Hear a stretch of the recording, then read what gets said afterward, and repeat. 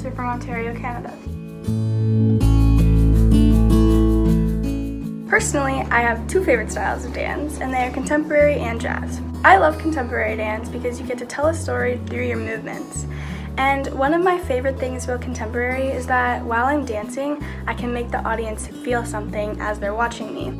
I also love jazz because I get to show a part of me that I don't get to show a lot. And you can be sassy, you can be classical, you can be old school, it can be really anything you want in jazz, and you just get to show different sides of your personality that you don't get to in most dances, which is why I love jazz. And now on to the next question. For me, this is kind of a tough question because I do all types of dance and I love them all. So for me, I would technically say that the style of dance I wished I could do was ballroom. I have taken many ballroom classes before, and one of my numbers last year was ballroom, but it was kind of half and half between ballroom and jazz, so I haven't really had the full experience of doing ballroom. So although I have done ballroom before, I do wish that I was better at it and I had more practice in it. On to question number 3. Which dancers inspire you? This question is super hard for me because I have so many dancers across the world that I look up to and that inspire me. But the dancer that inspires me most is definitely Briar Nollet. Briar is one of the most amazing dancers I've ever watched in my entire life, and I have been inspired by her and I've looked up to her since I was about 10 years old. The athleticism she shows in her movements and the expression she has when she dances is something that I aspire to have when I'm older.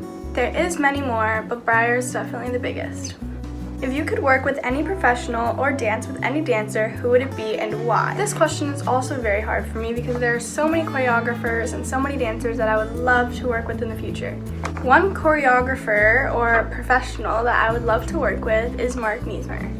I've only taken a few of his convention classes, but I immediately fell in love with his choreography. I've wanted to do a solo by him or even a group for many years now, and hopefully in the future I will be able to. If I could dance with any dancer in the future, I would definitely say Autumn Miller. Her technique is insane, and I come from a very technical background, and I am a technical dancer. I feel like if Autumn and I worked together, she would help me grow so much as a dancer, and she would help my technique so much. Which dance move took me the longest to learn? I, in the past, have worked on many tricks that took me years to perfect, but the one that I would definitely say took me the longest is my front aerial.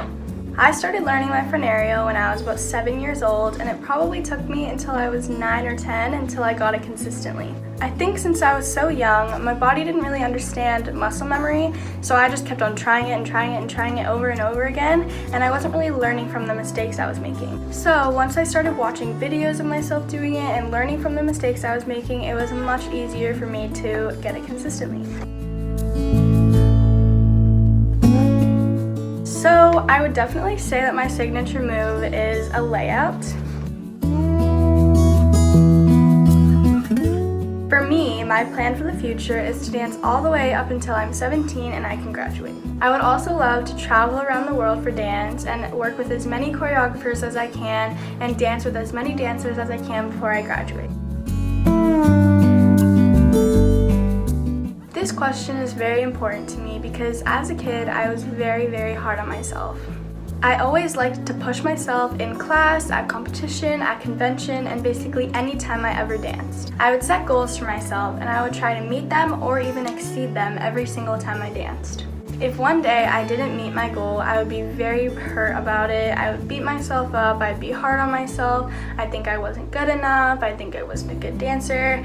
But the advice I would give myself for that time is don't be so hard on yourself. And not always reaching your goals is something that you learn from, which is actually a good thing. So I wish that I told myself to not be so hard on myself while I was little. That is also something that I would say for other young dancers. Don't always be so discouraged if you can't get something the first try or if you're not reaching your goals right away. Another piece of advice that I would give myself is to always go for what you want. And most importantly, just get yourself out there. Go to as many conventions as you can and do everything that makes you happy because it will be worth it in the end. And that's the end of my interview. Thank you so much for watching, and make sure you subscribe to Sophie's channel. Bye!